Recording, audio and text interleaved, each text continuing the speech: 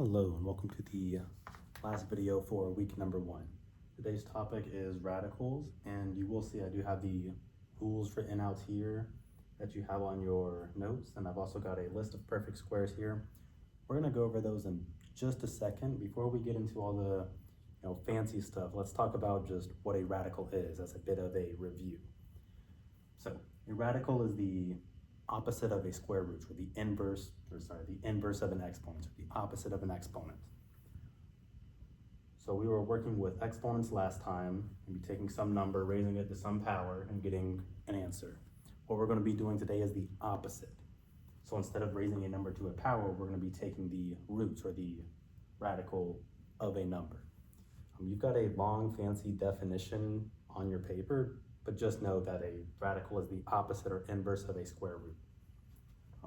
For example, if I wanted the square root,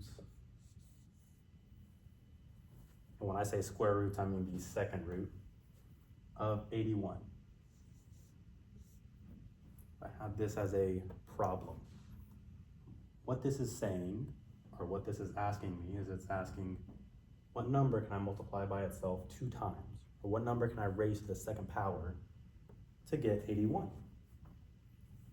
And well, that's actually what I have this nice little chart over here for. I would highly recommend that you write out this chart, do 1 squared, 2 squared, 3 squared, 4 squared, so on and so forth. I would also recommend you do this with the power of 3 and the power of 4, just so you have that reference sheet. And these square roots are easy to do, because as I'm going through these notes, you'll notice I do a lot of these just in my head, and I just seem to know the answer without thinking. That's because I essentially have these memorized. So the square root of 81, so the number that I could raise to the second power and get 81 is 9. The square root of 81 is 9. We'll do another one. The square roots, or the second root of 25. Well, again, this is asking me what number can I multiply by itself 2 times to get 25. And the answer is 5. You can actually use this list right here and say, oh, 5 squared is 25. That means the square root of 25 has to be 5. Let's do another one. Let's do something that's not a square root. Let's do a cubed root, or the third root. See, the third root of 8 equals. So in order to figure out this, or look at this radical, now instead of asking what number times itself 2 times gives me this argument, I'm asking what number times itself 3 times gives me this argument. So really the only way to quickly do this is have the chart memorized. But what you can do is you can start out with 1 and say 1 to the third power. What does that give me? Well, that's 1 times 1 times 1, that's 1. That's not my answer, so that's not it. Let's do 2 to the third power, see if that's the answer. Well, that's 2 times 2 times 2, that's 2 times 2, that's 4, times 2, that's 8. Okay, this is my answer. So the number that I have to multiply by itself 3 times to get 8 is 2.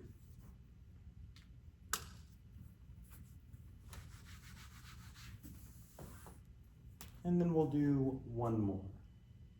Let's do a square root again, but this time I'm not going to put an index on the outside. We're just going to have the square root of 4. If you ever see a radical without an index, just assume that there's a 2 out here. That's the square root. If it's anything else, they will have a number on the outside, but if there's no number, you can assume it's the square root. So what number can I multiply by itself to get 4? That one also happens to be 2. It's 2 times 2 is 4. So that's all square roots are, cubed roots, or the nth root of anything. She's asking what number can I multiply by itself this many times to get what's in this argument. Now let's go over these 3 rules right here that we have for radicals, or roots. So rule number 1 is the roots of a product. Now these rules work for all radicals and all roots, not just the square roots or the second roots, but most commonly we will be using the second root or the square roots in this class. And so out of habit, I may just end up doing this without an index on the outside, but just understand there's a 2 out there. So rule number 1 is the root of a product, it says if I have two numbers being multiplied under a square root, I can split that apart into two separate square roots. Let's look at an example of this first rule we have.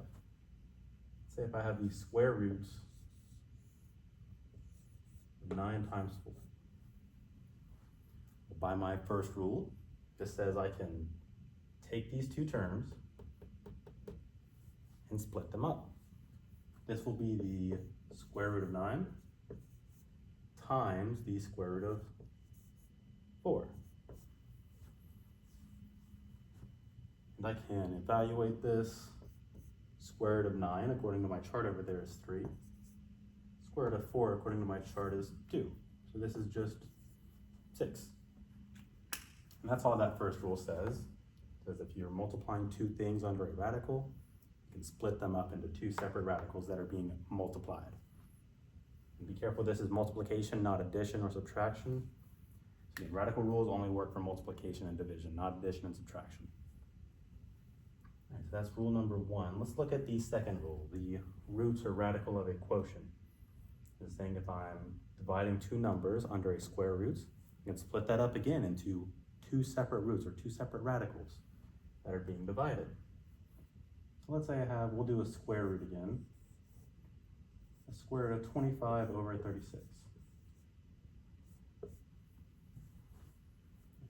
What my second rule says is instead of trying to divide those two and get some decimal number and square that decimal number, I can take the square root at the top, or the numerator, and the square root of the denominator separately. This is going to be the square root of 25 divided by the square root of 30. Like I said, there's no index out here, so we're assuming it's a 2. Well, this is going to give me a 5 in the numerator and 6 in the denominator. And that is my answer. So the square root of 25 over 36 is just 5/6, whatever that turns out to be as a decimal. All right. Final rule is just telling us a little bit about fractional exponents.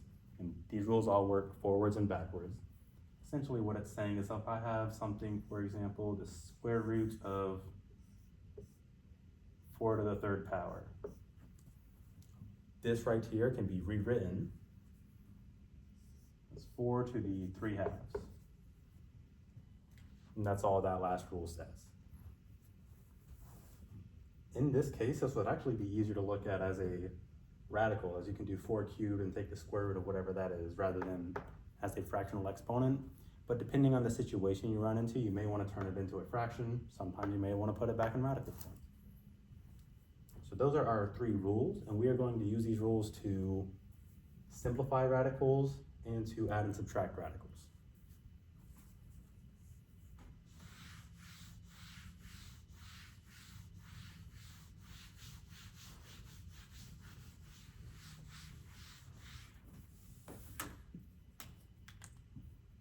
So oftentimes when we're working with radicals or roots, we're not going to be given a perfect square or one of these numbers. We're going to be given some random number, and we'll have to try and simplify or make the number as small as possible while still staying mathematically consistent or mathematically the same. So for example, if we have the square roots of 50. So I want to know what number multiplied by itself gives me 50.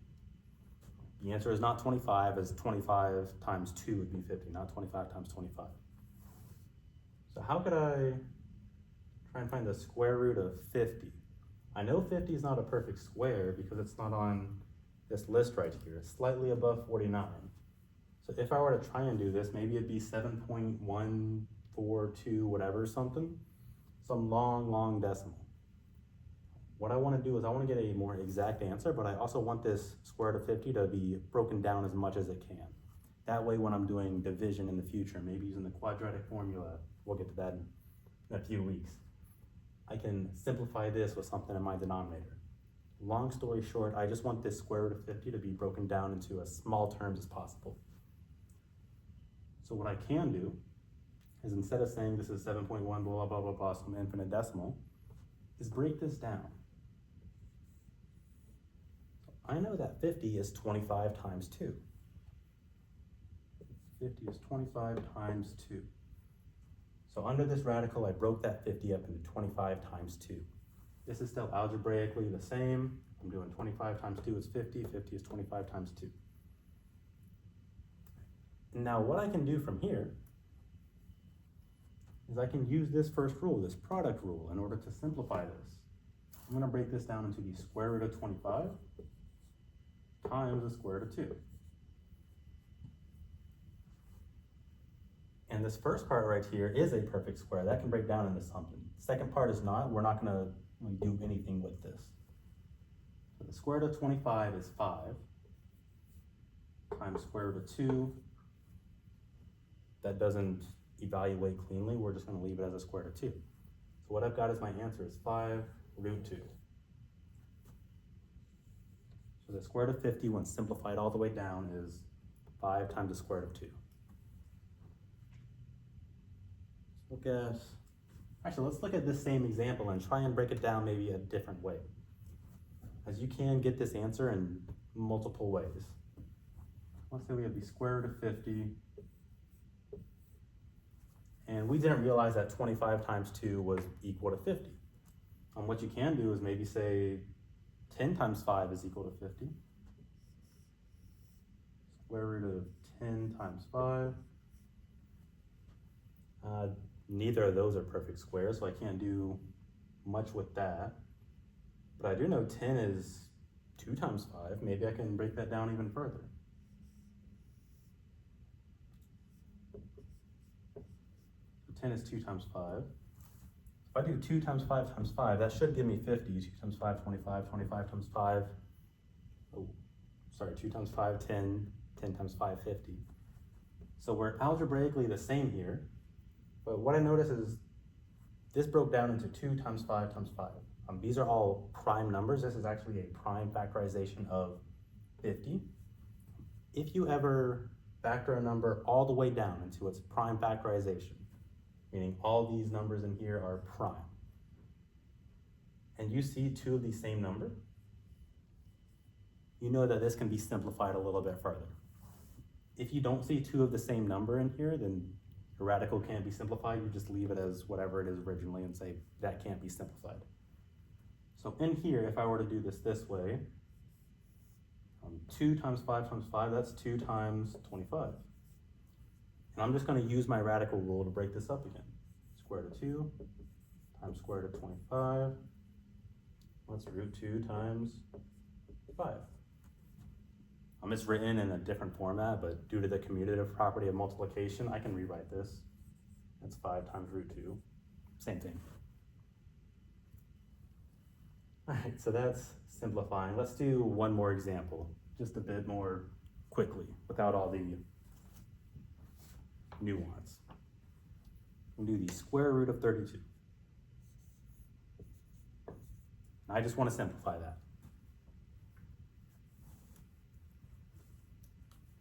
Step 1, see if any perfect squares multiply into 32. If you'll notice, you can do 2 numbers. You can do 4, you can also do 16. So if you do 16 times 2, that'll give you 32. You can also do 4 times 8, and that'll give you 32, but when you do that, you'll have to break it down even further. Let's just break it down in the fastest way. The square root of 32 is square root of 16 times 2. My product rule, square root of 16 times square root of 2. That's 4 root 2. And that is my answer. I promise there's not always going to be a root 2 at the end here. It's just, this is usually the easiest thing to work with. And let's do one more example, but this time without a square root, we'll have a cube root.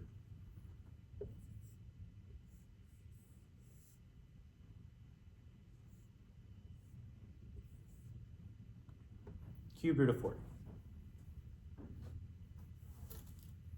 And so I want to know what number can multiply by itself 3 times to get me 40. I'll go ahead and tell you there's not a whole number or an integer that'll do that. And so what we have to do is we have to break this up in order to see, are there any perfect cubes that'll multiply into 40?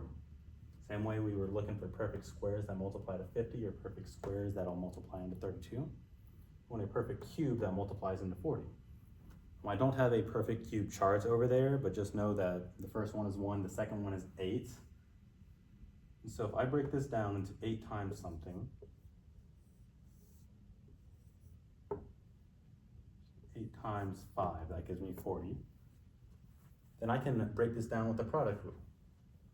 This is going to be the cubed root of 8 times the cubed root of 5. Cubed root of 8 is 2. Don't know what the cubed root of 5 is, so I'm just going to leave it like that. So that is simplifying radicals.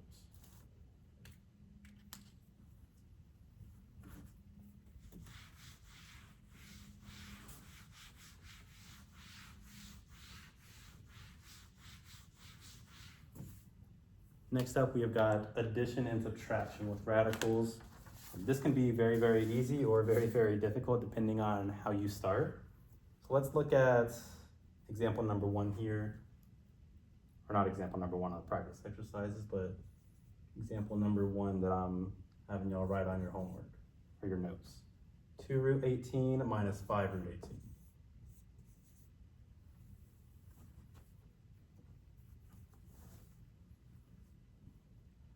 All right, so 2 root 18 minus 5 root 18. What on earth is going on here? I've got 2 times the square root of 18 minus 5 times the square root of 18.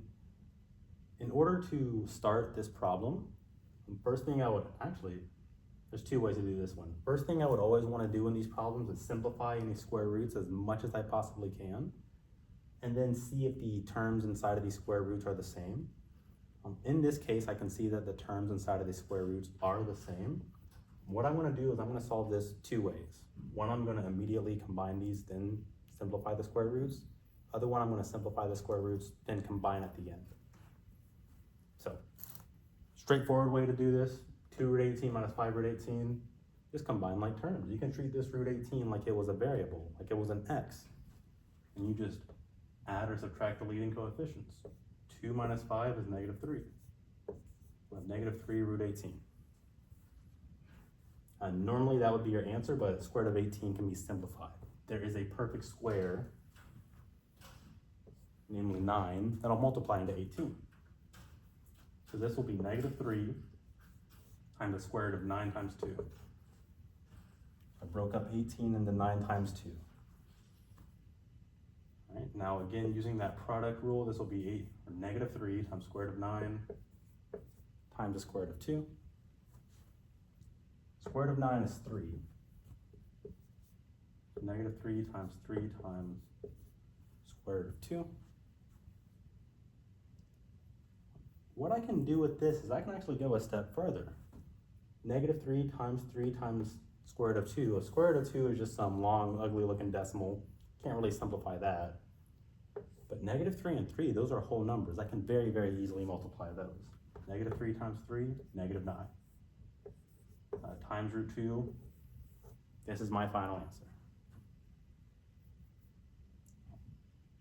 So that's how you would normally do these problems. In this one, you do start out with a square root of 18 that can be simplified.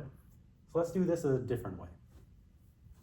We're going to get the same answer, but we have 2 root 18 minus 5 root 18. I can simplify the square root of 18 at the start for both of these. So this is 2 times square root of 9 times 2 minus 5 times square root of 9 times 2. And break these up using the product rule. 2 times square root of 9 times square root of 2 minus 5 times the square root of 9 times the square root of 2. So this is going to be 2 times 3 times root 2 minus 5 times 3 times root 2. 2 times 3 is 6. 6 root 2. 5 times 3, 15. Minus 5 root 2. Oh. Minus 15 root 2. Right. Now 6 root 2 minus 15 root 2, these are like terms, the radicals are the same. 6 minus 15 is just 9. So negative 9 root 2. Same answer. This was a bit of an in-depth example to start out with. So let's look at one that's a little bit easier.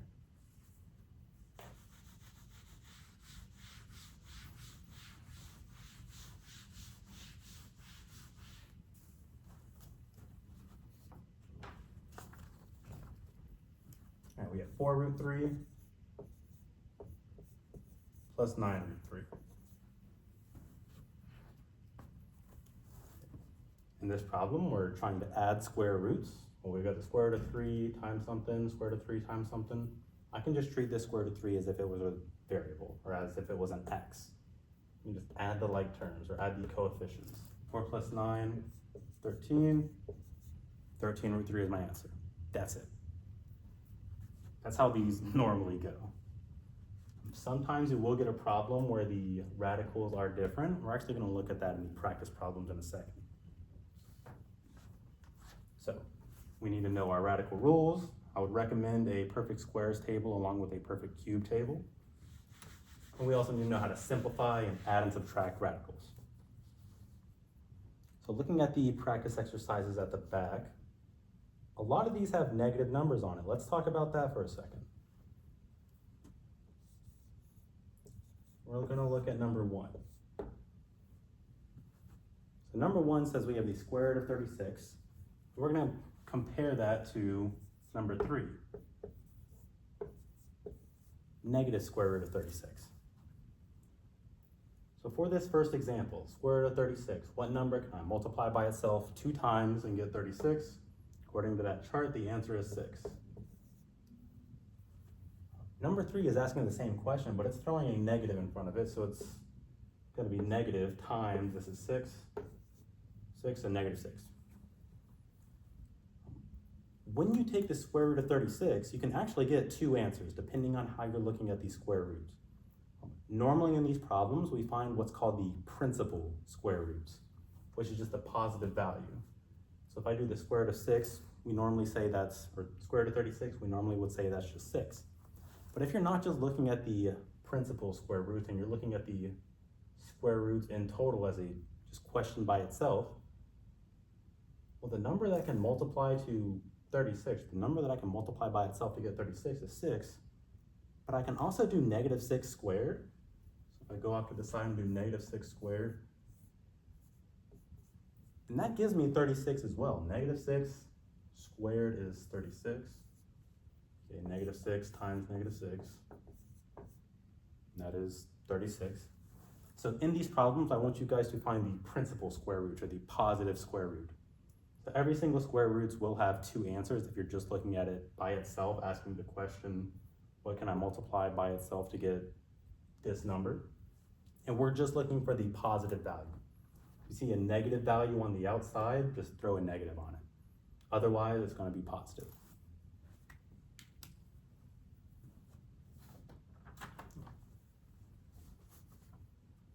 Let's look at some more examples. We'll do number 7. So here we have the square root of 25 minus 16.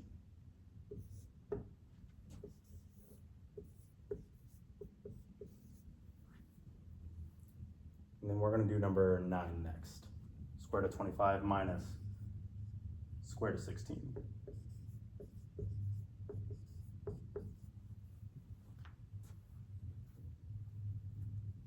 So for number 7, we've got 2 numbers being subtracted inside a radical. There is no rule for separating this out.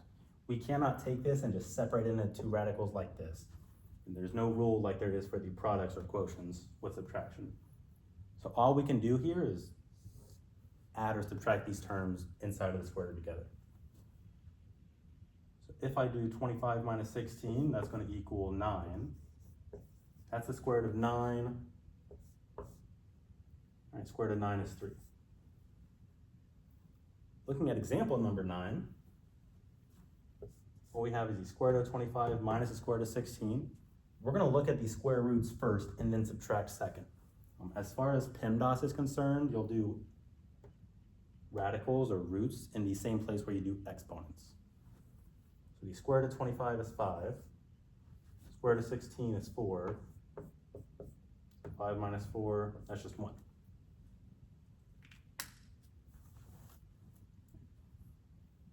That's the first few examples. Let's do a few simplification examples. We're going to do numbers 13, 14, and 50.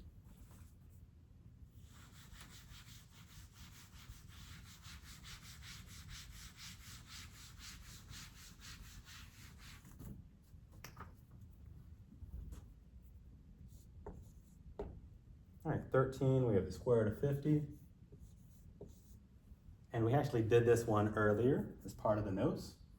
In the square root of 50, I want to break that up into some perfect square times something, if I can. Which it looks like 5 squared is 25. So I'm going to do this as 25 times 2. And split it up using the product rule. Square root of 25 times the square root of 2. And that's just 5 root 2. Next up, square root of 27. This is example number 14. Well, again, I want to break this up into a perfect square times something. So are there any perfect squares that go into 27? The answer is yes, 9. 9 times 3 gives me 27, so this will be square root of 9 times 3.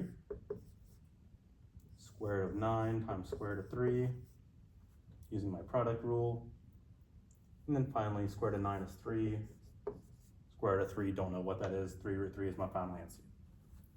On your homework or in math lab, they'll want you to write it like this. So 5 root 2 or 3 root 3 without the multiplication sign in the middle. It's implied that it's multiplication if they're just touching each other. All right, we'll do number 15.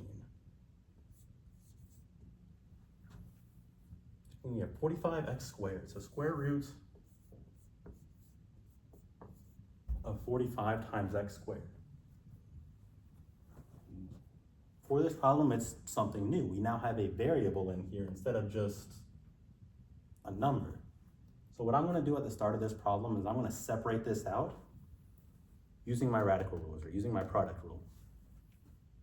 So this is the square root of 45 times x squared. And 45 and x squared are touching implied multiplication, so I can use the product rule.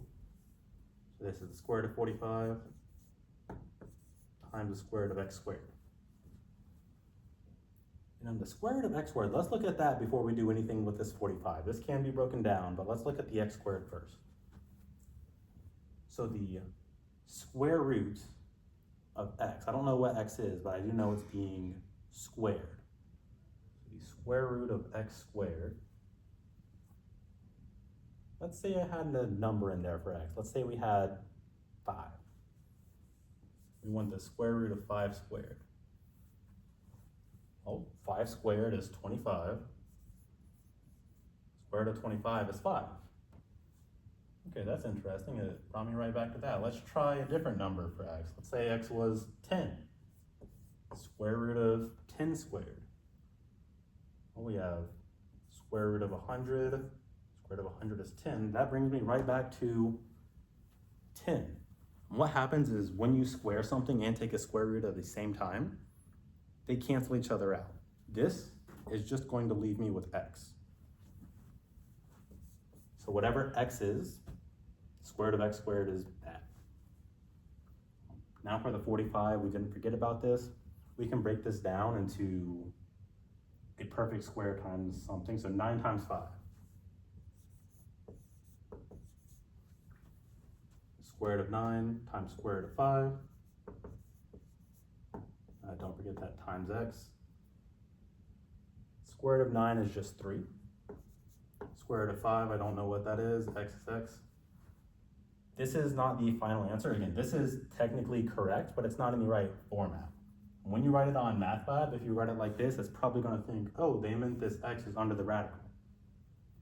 We're going to rewrite this with the 3 first the x second, and the square root of 5 on the end.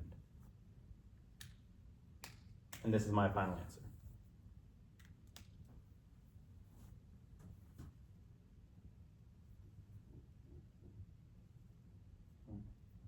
Last example, let's do number 42. 4 root 12 minus 2 root 75.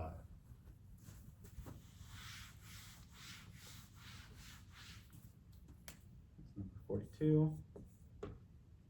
4 root 12 minus 2 root 75. Okay, so with this problem right here, these radicals are not the same. I cannot add them. However, there is something I can do at the start of this. 4 times the square root of 12. Well, this square root of 12 can be broken down. I need to look for any perfect squares that'll multiply into 12. And 4 is it. So instead of writing 12, I'm going to write 4 times 3. Minus 2 root 75.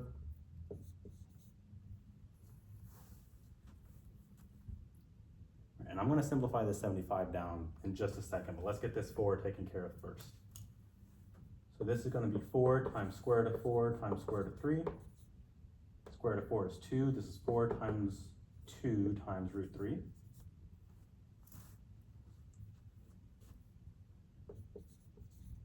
Let's bring our minus 2 root 75 down. And so what this is going to be is 4 times 2, that's 8. This is 8 root 3. So instead of writing 4 root 12, 8 root 3 is the same thing. Let's break this down now. I need to look for a perfect square that'll multiply into 75. Looks like 25 works. So this is going to be minus 2 times 75 is going to be 25 times 3. So this will be, and I'm going to skip a few steps here. Again, this is going to use the product rule. It's going to be square root of 25 times square root of 3. Square root of 25 is just going to be 5. Square root of 3 is, well, just square root of 3. So we've got 8 root 3 minus 2 times 5, that's 10 root 3. So now that we did all of that work and all of that algebra, we can finally combine these as these radicals are the same.